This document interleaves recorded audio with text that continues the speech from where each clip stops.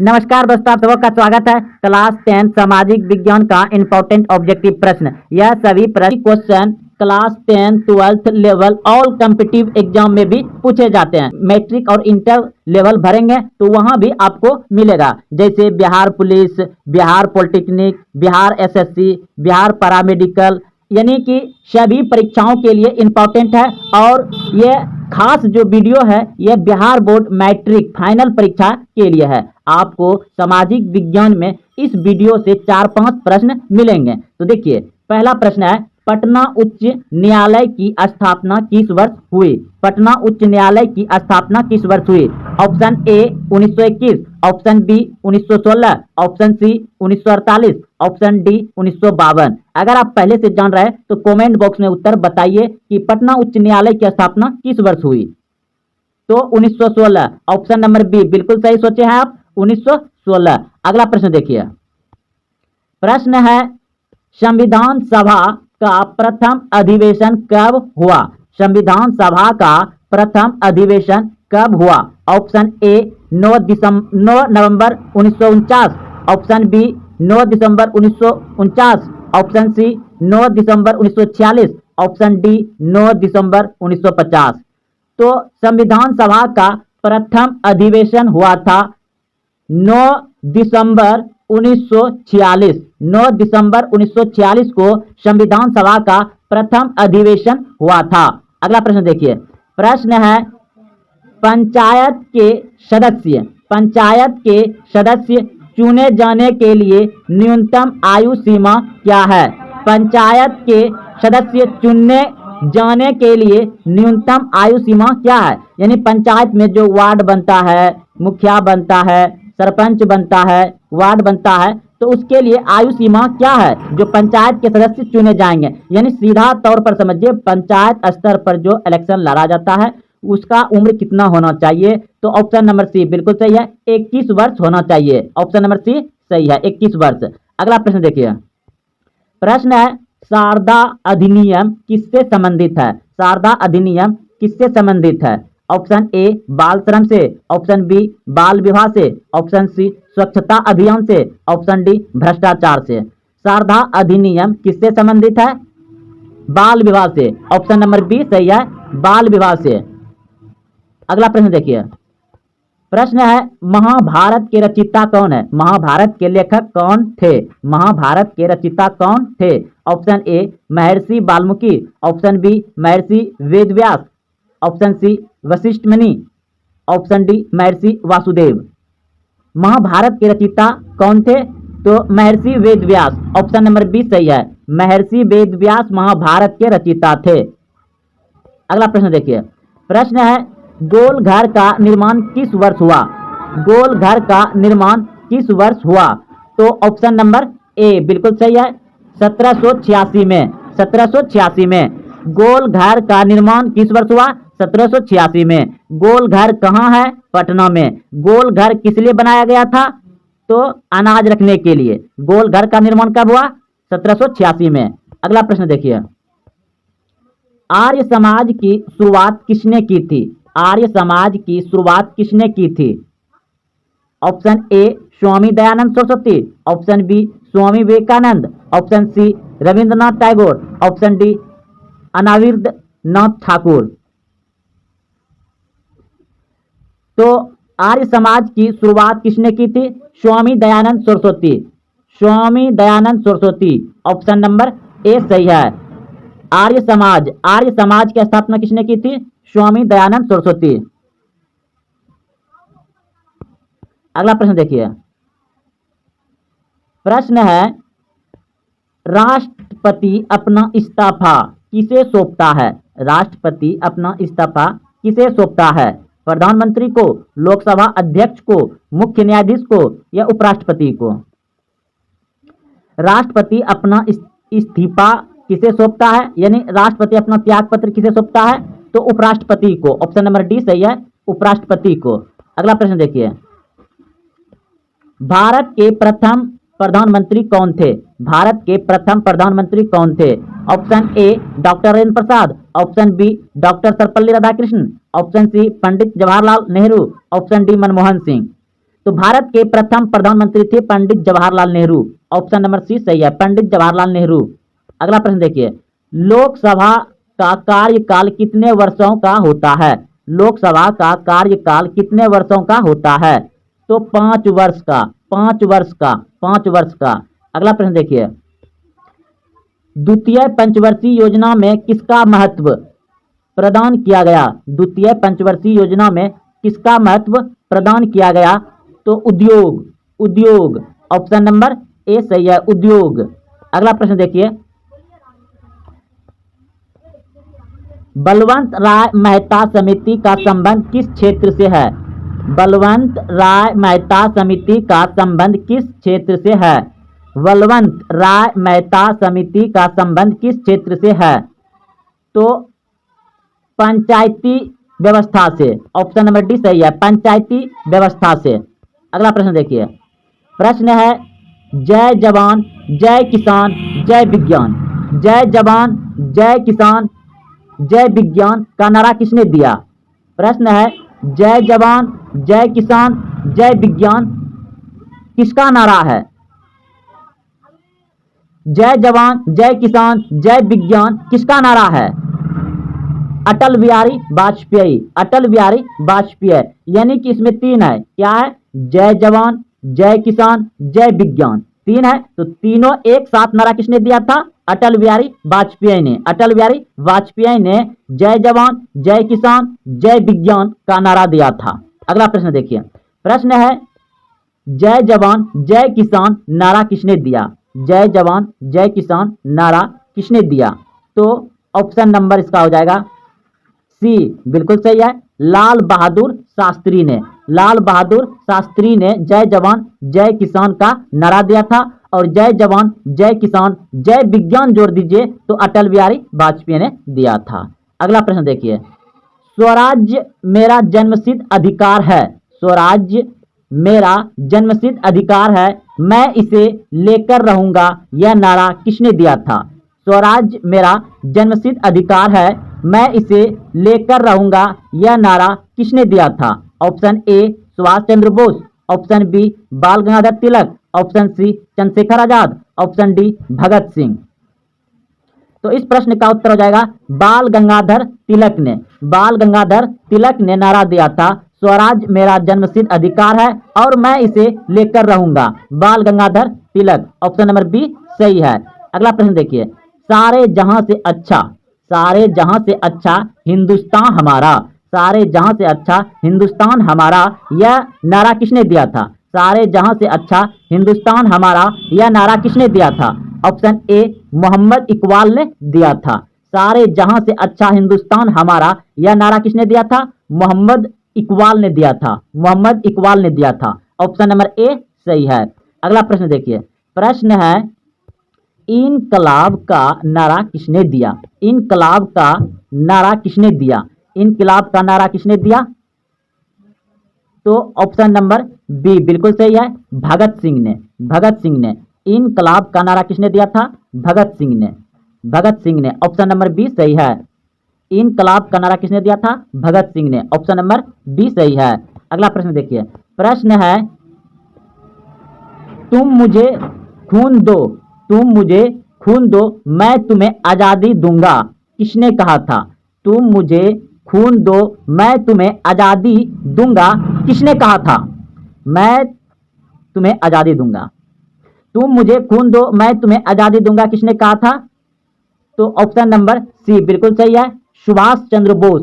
सुभाष चंद्र बोस ने नारा दिया था, तुम मुझे खून दो, मैं तुम्हें आजादी दूंगा। सुभाष चंद्र बोस। सुभाष चंद्र बोस। अगला प्रश्न देखिए, प्रश्न है, छठ किस राज्य का प्रमुख पर्व है? छठ किस राज्य का प्रमुख पर्व है? Option A Uttar Pradesh, option B Madhya Pradesh, option C Rajasthan, option D Bihar. Chhath जो है कि बिहार का सबसे बड़ा पर्व है। ऑप्शन नंबर डी सही है। छठ किस राज्य का प्रमुख पर्व है? तो बिहार। ऑप्शन नंबर डी सही है। अगला प्रश्न है, दुर्गा पूजा किस राज्य का प्रमुख पर्व त्योहार है? दुर्गा पूजा किस राज्य का प्रमुख पर्व त्योहार है? दुर्गा पूजा किस राज्य का प्रमुख त्योहार है? तो पश्चिम बंगाल। पश्चिम बंगाल। पश्चिम बंगाल। ऑप्शन नंबर बी सही है। अगला प्रश्न देखिए, भारतीय संविधान सभा के अस्थायी अध्यक्ष किसे बनाया गया था? भारतीय संविधान सभा के अस्थायी अध्यक्ष किसे बनाया गया था? तो डॉक्टर सच्चिदानंद सिन्हा को बनाया गया था। डॉक्टर सच्चिदानंद सिन्हा को बनाया गया था अस्थायी अध्यक्ष।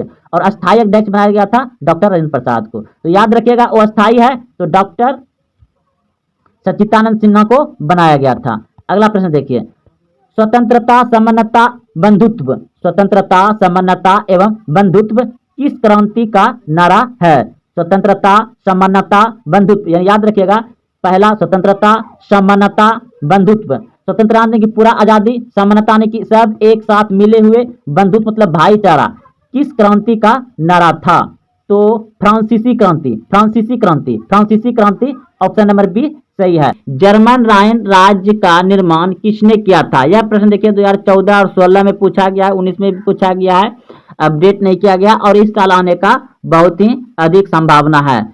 जर्मन राइन राज्य का निर्माण किसने किया था? आपके सामने ऑप्शन दिया गया है, लुई 18वां, option B Napoleon Bonaparte, option C Napoleon third, option D Bismarck. तो बताइए कि जर्मन राइन राज्य का निर्माण किसने किया था? तो ऑप्शन नंबर बी बिल्कुल सही सोचे थे आप, ऑप्शन नंबर बी बिल्कुल सही सोचे थे आप, नेपोलियन बोनापार्ट ने जर्मन राइन राज्य का निर्माण किया था। ऑप्शन नंबर बी सही है। अगला प्रश्न देखिए, प्रश्न है रक्त एवं लोह की नीति का अवलंबन किसने किया था? तो बताइए, आपके सामने ऑप्शन दिया गया है, फटाफट उत्तर कमेंट में क्या होगा। रक्त एवं लोह की नीति का अवलंबन किसने किया था? आपके सामने ऑप्शन दिया गया है, Mazzini, option B Hitler, option B Bismarck, option C William. तो बताइए, रक्त एवं लोह की नीति का अवलंबन किसने किया था? बहुत ही आसान प्रश्न है और यह 2020 मैंने किया। प्रश्न भी बहुत बार बिहार बोर्ड मैट्रिक परीक्षा में पूछे गए हैं और पूछे ही जाएंगे। तो रक्त एवं लोह की नीति का अवलंबन किया था आपका ऑप्शन नंबर सी बिल्कुल सही है, बिस्मार्क ने। किसने किया था? बिस्मार्क ने। ऑप्शन नंबर सी सही है। अगला प्रश्न देखिए, प्रश्न है फ्रैंकफर्टर की संधि कब हुई? फ्रैंकफर्टर की संधि कब हुई? तो ऑप्शन नंबर डी बिल्कुल सही है, 1861 ईस्वी में, 1871 ईस्वी में।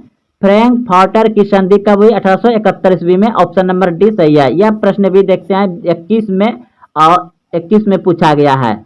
1871 ईस्वी में फ्रैंकफर्टर की संधि हुई थी। अगला प्रश्न देखिए, सेडॉन युद्ध कब हुआ? सेडॉन का युद्ध कब हुआ या सेडॉन युद्ध कब हुआ? तो ऑप्शन नंबर बी बिल्कुल सही है, 1870 में। सेडॉन 1870 में। अगला प्रश्न देखिए, जर्मनी के एकीकरण का प्रमुख वास्तुकार कौन था? जर्मनी के एकीकरण का प्रमुख वास्तुकार कौन था? तो ऑप्शन नंबर डी बिल्कुल सही है, बिस्मार्क। जर्मनी के एकीकरण का प्रमुख वास्तुकार कौन था? बिस्मार्क। ऑप्शन नंबर डी सही है, बिस्मार्क। अगला प्रश्न देखिए, प्रश्न है 1871 में कौन सी संधि हुई थी? अभी तुरंत पढ़े हैं, बताइए 1871 में कौन सी संधि हुई थी? 1871 में कौन सी संधि हुई थी? तो ऑप्शन नंबर जो हो जाएगा आपका ए बिल्कुल सही है, फ्रैंकफर्टर की संधि हुई थी। फ्रैंकफर्टर की संधि हुई थी। ऑप्शन नंबर ए सही है, 1871 में। अगला प्रश्न देखिए, प्रश्न है जर्मनी के एकीकरण के लिए कौन उत्तरदायी था? जर्मनी के एकीकरण के लिए कौन उत्तरदायी था? जर्मनी के एकीकरण के लिए कौन उत्तरदायी था? जर्मनी के एकीकरण के लिए कौन उत्तरदायी था? तो ऑप्शन नंबर बी बिल्कुल सही है, बिस्मार्क। ऑप्शन नंबर बी सही है, बिस्मार्क।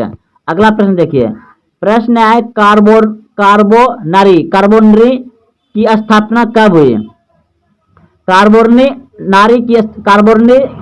की स्थापना कब हुई? तो ऑप्शन नंबर हो जाएगा ए बिल्कुल सही है, 1810 ईस्वी में। 1810 ईस्वी में। अगला प्रश्न है गेरिबाल्डी पेशे से क्या था? गेरिबाल्डी पेशे से क्या था? गेरिबाल्डी पेशे से क्या था? तो नाभिक। ऑप्शन नंबर डी सही है, नाभिक था, नाभिक। यानी पेशे यानी उसका आय क्या था, वो धंधा उसका क्या था? तो नाभिक था। गेरिबाल्डी पेशे से क्या था? नाभिक। अगला प्रश्न देखिए, काउंट काबूर को विक्टर एमुनल ने किस पद पर नियुक्त किया? काउंट काबूर को विक्टर एमुनल ने किस पद पर नियुक्त किया? तो ऑप्शन नंबर हो जाएगा डी, बिल्कुल सही है, सॉरी सी, सी प्रधानमंत्री। प्रधानमंत्री काउंट काबूर को विक्टर एमुनल ने किस पद पर नियुक्त किया? तो प्रधानमंत्री। प्रधानमंत्री, ऑप्शन नंबर सी सही है, प्रधानमंत्री। अगला प्रश्न देखिए, इटली के एकीकरण में निम्न में किसे का संबंध नहीं है? इटली के एकीकरण में किसका संबंध नहीं है? इटली के एकीकरण में किसका संबंध नहीं है?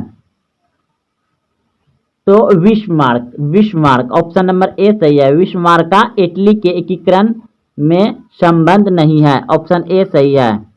अगला प्रश्न देखिए, अगला प्रश्न है,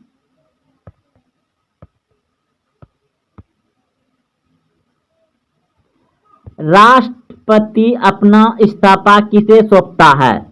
राष्ट्रपति अपना इस्तीफा किसे सौंपता है? राष्ट्रपति अपना इस्तीफा किसे सौंपता है? तो उपराष्ट्रपति को। ऑप्शन नंबर डी सही है, उपराष्ट्रपति को। उपराष्ट्रपति को, ऑप्शन नंबर डी सही, उपराष्ट्रपति को। अगला प्रश्न देखिए, भारत के प्रथम प्रधानमंत्री कौन थे? भारत के प्रथम प्रधानमंत्री कौन थे? पंडित जवाहरलाल नेहरू। पंडित जवाहरलाल नेहरू। भारत के प्रथम प्रधानमंत्री कौन थे? पंडित जवाहरलाल नेहरू। पंडित जवाहरलाल नेहरू। अगला प्रश्न देखिए, लोकसभा का कार्यकाल कितने वर्ष का होता है? लोकसभा का कार्यकाल कितने वर्ष का होता है? लोकसभा का कार्यकाल कितने वर्ष का होता है? 5 वर्ष का। 5 वर्ष का। 5 वर्ष का। ऑप्शन नंबर सी सही है, 5 वर्ष। अगला प्रश्न देखिए, द्वितीय पंचवर्षीय योजना में किसका महत्व प्रदान किया गया? द्वितीय पंचवर्षीय योजना में, द्वितीय पंचवर्षीय योजना में किसका महत्व प्रदान किया गया? तो ऑप्शन नंबर ए बिल्कुल सही है, उद्योग। उद्योग। द्वितीय पंचवर्षीय योजना में किसका महत्व प्रदान किया गया? उद्योग। ऑप्शन नंबर ए सही है, उद्योग। अगला प्रश्न देखिए, बलवंत राय मेहता समिति का संबंध किस क्षेत्र से है? बलवंत राय मेहता समिति का संबंध किस क्षेत्र से है? तो बलवंत राय मेहता समिति का संबंध है पंचायती राज्य व्यवस्था से। पंचायती राज्य व्यवस्था से। ऑप्शन नंबर डी सही है, पंचायती राज व्यवस्था से। अगला प्रश्न देखिए, प्रश्न है 1917 का पहली रूसी क्रांति किस नाम से जानी जाती है? 1917 याद रखिएगा, 1917 की पहली रूसी क्रांति किस नाम से जानी जाती है? तो ऑप्शन नंबर हो जाएगा फरवरी की क्रांति। फरवरी की क्रांति। 1917 की पहली रूसी क्रांति को किस नाम से जाना जाता है? फरवरी की क्रांति। ऑप्शन ए सही है, फरवरी की क्रांति। अगला प्रश्न है, लेनिन ने ब्रेस्ट लिटोवेस्क की संधि 1918 किस राष्ट्र के साथ की थी? लेनिन ने ब्रेस्ट लिटोवेस्क की संधि 1918 किस राष्ट्र के साथ की थी? तो ऑप्शन नंबर ए बिल्कुल सही है, सॉरी इसका हो जाएगा आपका ऑप्शन नंबर सी, बिल्कुल सही है, सी। रुकिए, 1 2 3 4, एक एक 2 3 4, ठीक है, ठीक है। Germany, Germany. लेनिन ने ब्रेस्ट लिटोवेस्क की संधि 1918 किस राष्ट्र के साथ की थी? तो जर्मनी, ऑप्शन नंबर सी सही है, जर्मनी। अगला प्रश्न देखिए, अप्रैल थीसिस किसने तैयार किया था? अप्रैल थीसिस किसने तैयार किया था? तो लेनिन ने, लेनिन ने। अप्रैल थीसिस किसने तैयार किया? लेनिन, ऑप्शन नंबर ए सही है। अगला प्रश्न देखिए, लाल सेना का गठन किसने किया था? लाल सेना का गठन किसने किया था? लाल सेना का गठन किया था ट्रोट्स्की ने, ट्रोट्स्की, ट्रोट्स्की, ट्रोट्स्की, ऑप्शन नंबर सी सही है, ट्रोट्स्की ने। लाल सेना का गठन किसने किया था? ट्रोट्स्की ने। अगला प्रश्न देखिए, ब्रेस्ट लिटोवेस्क, ब्रेस्ट लिटोवेस्क की संधि किन देशों के बीच हुआ था? ब्रेस्ट लिटोवेस्क की संधि किन देशों के बीच हुआ था? ब्रेस्ट लिटोवेस्क की संधि किन देशों के बीच हुआ था? तो ऑप्शन नंबर डी बिल्कुल सही है, रूस और जर्मनी, रूस और जर्मनी, रूस और जर्मनी, रूस और जर्मनी, ऑप्शन नंबर डी सही है, रूस और जर्मनी। तो दोस्तों यह सभी प्रश्न बिहार बोर्ड मैट्रिक फाइनल परीक्षा में पूछे गए हैं और पूछे जाएंगे। अगर आप देखते हुए यहाँ तक आए हैं तो वीडियो में कमेंट बॉक्स में कमेंट करें कि आपको कैसा लगा। और हाँ, अगर आप बिहार बोर्ड मैट्रिक परीक्षा अगले साल देने जा रहे हैं तो इस वीडियो को 1-2 बार और देखें और सभी प्रश्नों को अच्छे से याद कर लें। तो अपने दोस्तों में शेयर करें, लाइक करें, कमेंट करें। फिर मिलते हैं अगले वीडियो में। जय हिंद, जय भारत।